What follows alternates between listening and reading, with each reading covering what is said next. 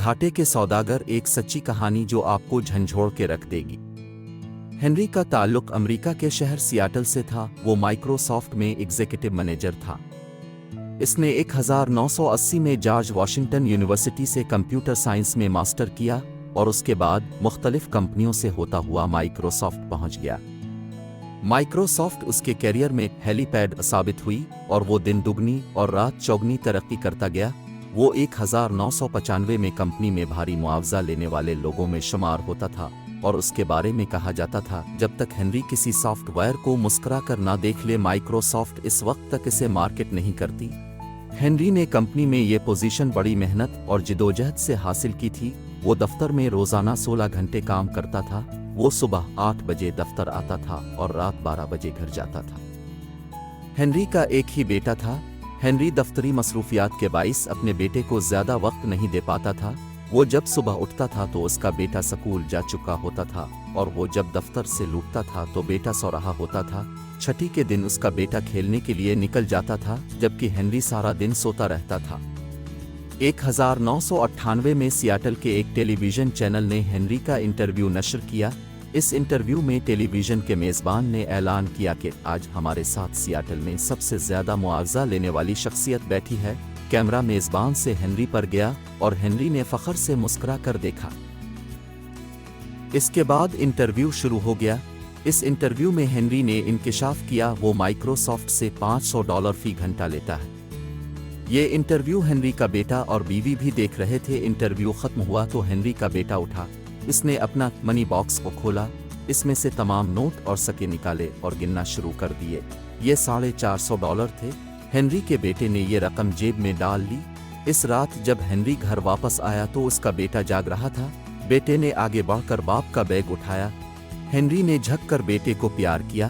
बेटे ने बाप को सोफे पर बिठाया और बड़ी आजिज़ी के साथ अर्ज किया, अलिफ डैडी, क्या आप मुझे $50 उधार दे सकते हैं?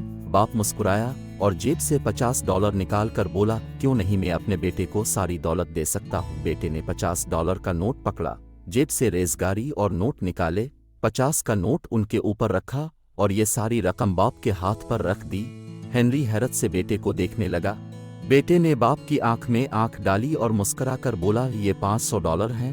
मैं उन $500 से सियाटल के सबसे अमीर वर्कर से 1 घंटा खरीदना चाहता हूँ। हेनरी खामोशी से बेटे की तरफ देखता रहा। बेटा बोला, मैं अपने बाप से सिर्फ 1 घंटा चाहता हूँ। मैं इसे जी भर कर देखना चाहता हूँ। मैं इसे छूना चाहता हूँ। मैं इसे प्यार करना चाहता हूँ। मैं इसकी आवाज़ सुनना चाहता हूँ। मैं इसके साथ हंसना, खेलना और बोलना चाहता हूँ। डैडी, क्या आप मुझे 1 घंटा दे देंगे? मैं आपको इसका पूरा मुआवजा दे रहा हूँ। हेनरी की आंखों में आंसू आ गए। उसने बेटे को गिले से लगाया और फूट फूट कर रो पड़ा।